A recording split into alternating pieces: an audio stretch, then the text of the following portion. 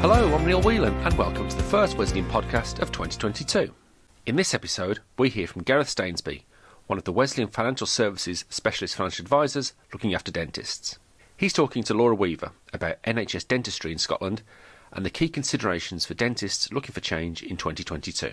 They use our advisor's insight to discuss how dentists in Scotland are feeling at the moment, cover the latest news in NHS dentistry, and what options are available for those looking to retire, move to private provision, or diversify their income. As always with our podcasts, this is just for information purposes and shouldn't be taken as financial advice. I'll be back at the end to tell you how you can get in contact with us to find out more. But for now, I'll hand over to Gareth. And first up, Laura. So if we start then with 2022, it seems like it's going to be a big year for NHS dentistry. And if we shine a light on Scotland, what do you think are the biggest disturbances that are causing uncertainty? Yes, Laura. Well, I think without doubt it's going to be the removal of the COVID top-up payments from April next year. NHS dentists have been used now to really getting 85% in terms of their NHS earnings as a top-up, and therefore this feels like a huge change and it is a worry for many people. Dentists are left unsure what their income will look like after this point because even though the support's going to be withdrawn, fallow time will still remain and it's not as though they can go back to normal either in terms of patient numbers. Therefore, this causes uncertainty and leaves dentists unsure what will happen in terms of their income at a time when we know patients have gone a long time without seeing their dentist for a checkup.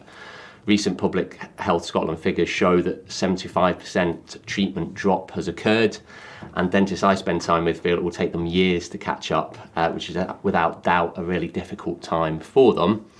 And I think it's really been shone a light on, not just in Scotland, but at PMQs yesterday, there were 2 questions directly to the Prime Minister about NHS dentistry and the issues people are having seeing their dentist, and it is leaving many dentists considering their options, Laura.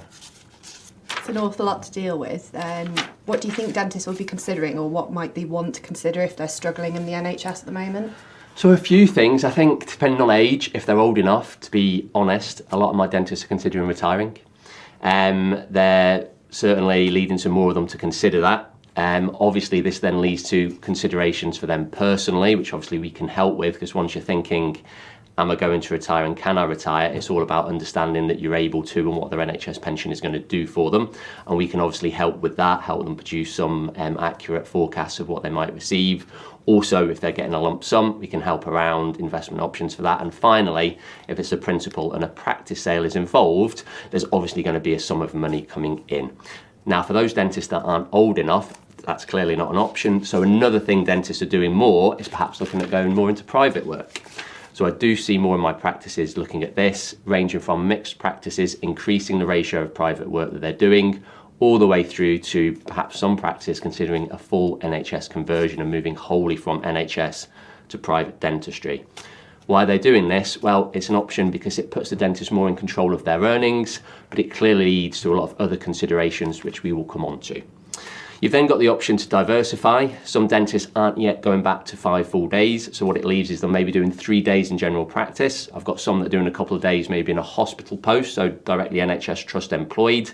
And then I've got some dentists doing completely different things. As an example, I've got one with a sanitising business. So it really does depend. Some people are looking for diversification. And finally, I've got quite a few dentists that want the certainty of income now. Perhaps they've become used to the COVID top-up. So I have a number of my GP, general practice dentists rather, looking to maybe at community roles or directly employed hospital roles because they see it as an option for a more stable income. Okay, well, you mentioned quite a lot about retirement there. So is there things that dentists need to consider around, like the NHS pension, that might cause them some problems when they're looking to get out of the profession? Yeah, so focusing in on retirement, it clearly is a really important area. Most of my clients have spent many years building up really valuable benefits, often worth a significant amount of money. However, many simply do not understand how the NHS pension works. It comes across as complicated, and consequently they struggle to plan appropriately for their retirement. So what tends to happen is they just retire at the scheme age. So if they're in the 95 scheme, they'll retire at 60, or if they're just in the 2015 scheme, they'll think I'm going to go at 68, rather than putting themselves in control of their retirement. So what I remind clients is the most important thing is twofold. Firstly, you need to understand how much income and capital you need to retire, how much regular income do you need, how much you need set aside for capital purchases, because things like, replacing the washing machine and the car will still happen, but also how much provision have they built up, both NHS and other, because essentially at the points that those two intersect, they can retire. And so what I would recommend is that clients sit down, ideally a few years before they plan to retire, 5 if they can, but obviously any planning before is really useful. And then what we can do with them is understand what they need in retirement and what they've built up. It allows us to put together something called a cash flow model. So simply it will allow us to forecast their NHS pension income, any other income they've built up, state pensions, and just make sure it's going to cover their essential and non-essential spending in retirement. Because if it does, quite simply, they are in a position to retire. And I feel my job is all about giving clients the confidence to retire when they want to. Finally, no one has retired before, and a lot of times clients will say, well, actually, how much do I need? What will happen? So a useful website I find is the Retirement Living Standards one, where you can kind of go in and see, well, actually, an average pensioner or an average couple may, require this if they want a standard lifestyle, looking at how many holidays a year, replacing white goods, and that can be useful because, as I said, often people have never retired before, clearly, and that helps with a bit of forward planning. Okay, that's really interesting.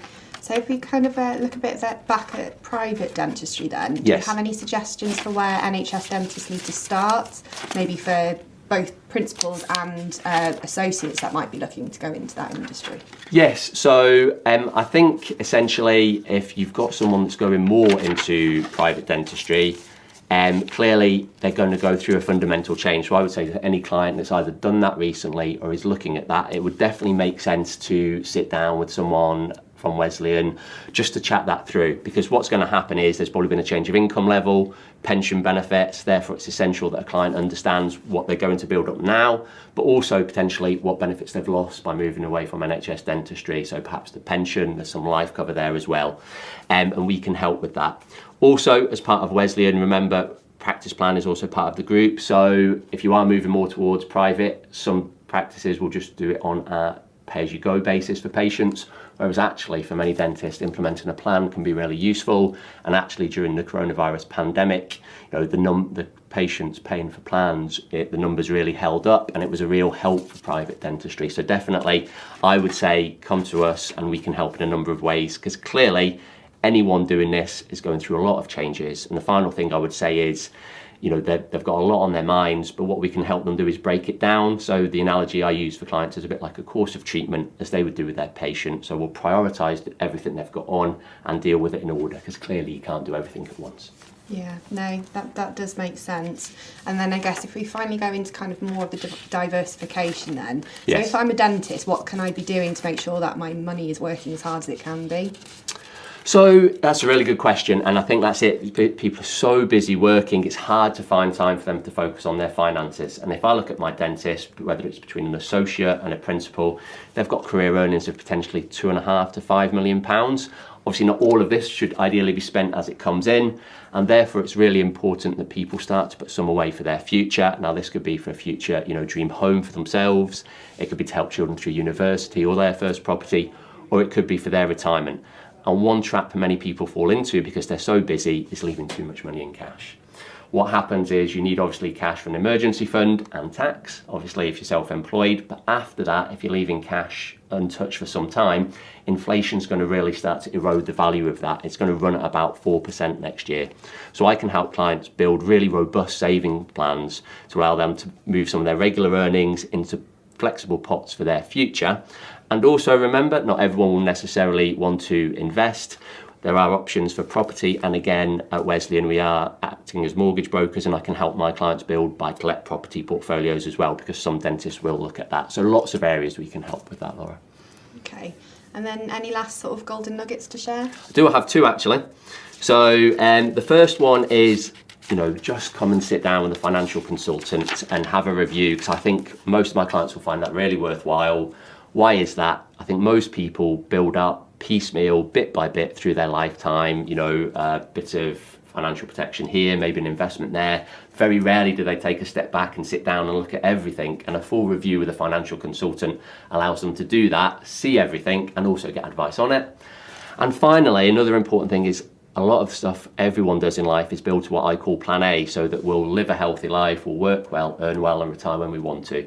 Unfortunately, that won't happen for everyone. Some people will have a critical illness that will disturb income. Some people might pass away before retirement, and it's crucial that they have a plan B as well to make sure that, you know, financial lifestyles can be secure for themselves or their families if something like that does happen. And a really quick example, I could see a client and say, yes, you could put X amount per month into a personal pension to make sure your retirement's going to be even better. But actually, if they don't have the right income protection or life cover, what we could have done is actually put X into the pension and Y into a bit of protection for them to make sure that in the short term, if something happens and that plan A doesn't come to pass, they're sorted if something unexpected comes down the line, and themselves and their loved ones are also looked after. And that's our show for this week. Thank you to Gareth and Laura. If you're a dentist, or indeed anyone, who feels we might be able to help you with financial advice, you can find out more about what we do and get in contact with us by going to wesleyan.co.uk. You can also follow us on Twitter @Wesleyan and search for us on Facebook, LinkedIn and Instagram. And if you haven't already, subscribe to this podcast on Apple Podcasts, Spotify, Podbean and Audible. But that's it for now. So until next time, thanks for listening.